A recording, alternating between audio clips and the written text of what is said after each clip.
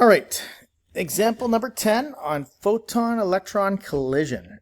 Okay, and prior to doing this example, I assume that you've probably watched the video I had on the Compton effect, and we've discussed it in class. So we are looking at, in this example, the collision between a photon and electron, and it's like a head-on collision, not off-center. So let me perhaps draw you a picture to kind of help you visualize it. Now here's my picture I drew. I have an incident photon coming in here, and there's electrons sitting here at rest. Okay, and then they're going to collide, and we want to know what happens to this photon afterwards. So let me draw a picture of it finally. And so here is the picture finally after the collision. We know that the electron is over here moving to the right now, and so we want to know what happens to this incident photon. Does it move to the right, or does it move to the left? And that's the question we're trying to solve. Okay, so we're given some information. We are given that the energy of the incident photon, so E here, is given as 3 times 10 to the power negative 14 joules. That's the incident photon. I'm not sure how we want to label this. Oops. Perhaps I'll just use energy, P for photon, and I for initial.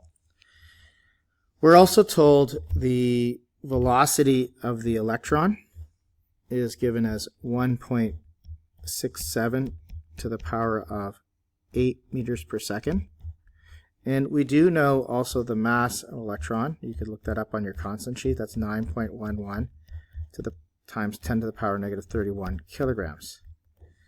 So we need to solve for this problem. Now, if you recall from earlier discussion, conservation of momentum and conservation of energy apply in these collisions. We're assuming when the photon collides with this electron, both energy and momentum are conserved. It makes a perfectly elastic collision. Okay, so in order to see whether it's going left or right, this photon, it's easier to apply. I would say actually to solve this, you have to apply conservation of momentum.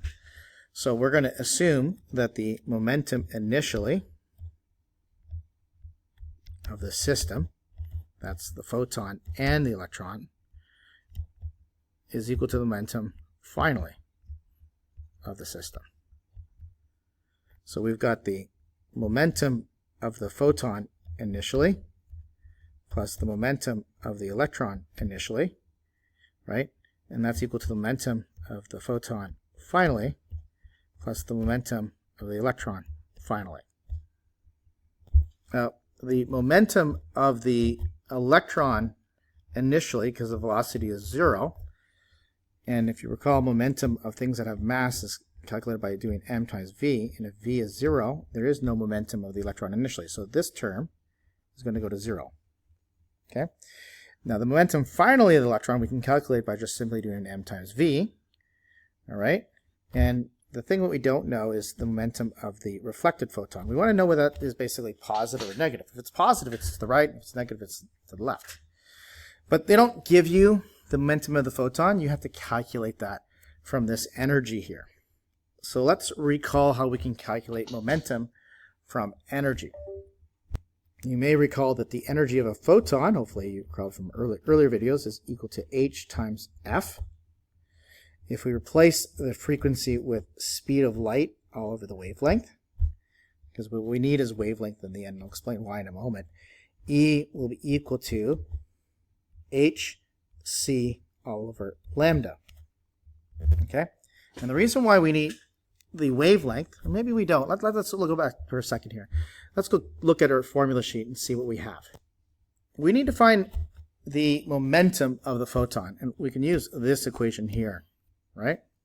So that momentum can be calculated if we rewrite this as h over lambda, right? And we're given the energy of the photon, and we know Planck's constant. So we could replace h or let's say we replace wavelength with c over f, and we get momentum equals hc all over frequency. If you rewrite that, that would be hf all over c. And then if you recall, hf over here is energy, so momentum is calculated by taking the energy and divided by the speed of light, c.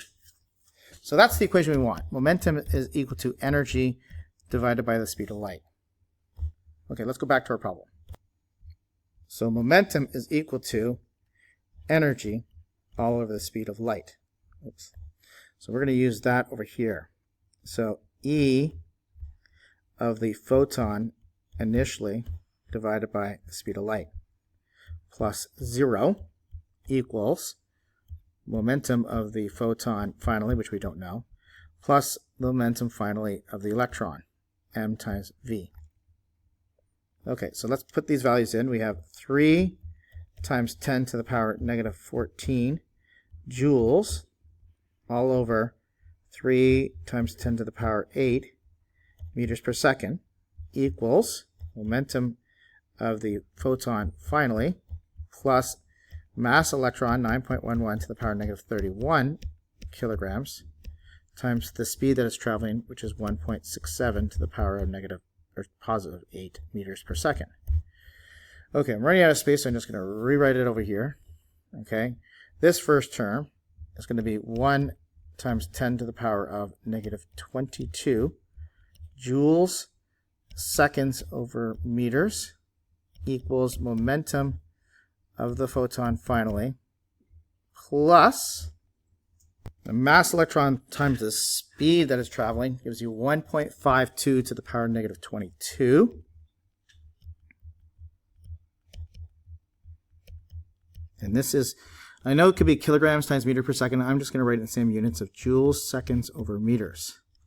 And then when you solve for the momentum of the photon finally, you're going to end up with negative 0.52 to the power negative 22 joules seconds over meters. And this negative tells you that it must be going left.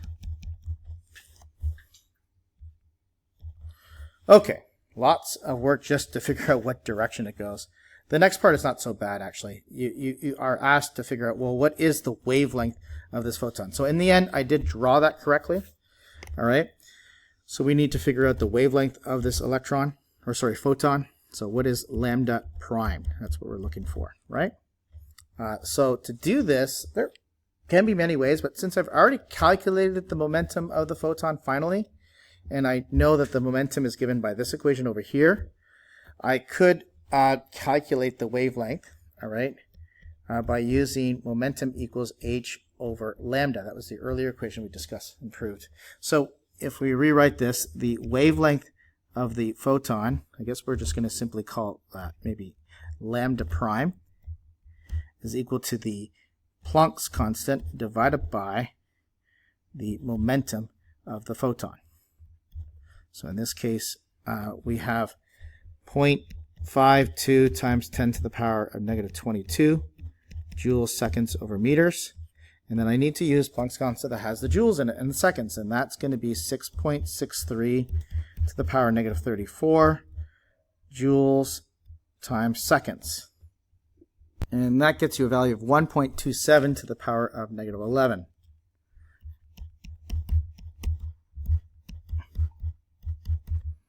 Meters. And of course, if you multiply this by 10 to the power 9 nanometers in a meter, then you can calculate this and get this value over here. Okay, so that's an example of a collision between a photon and electron in 1D. The next example we'll look at in 2D.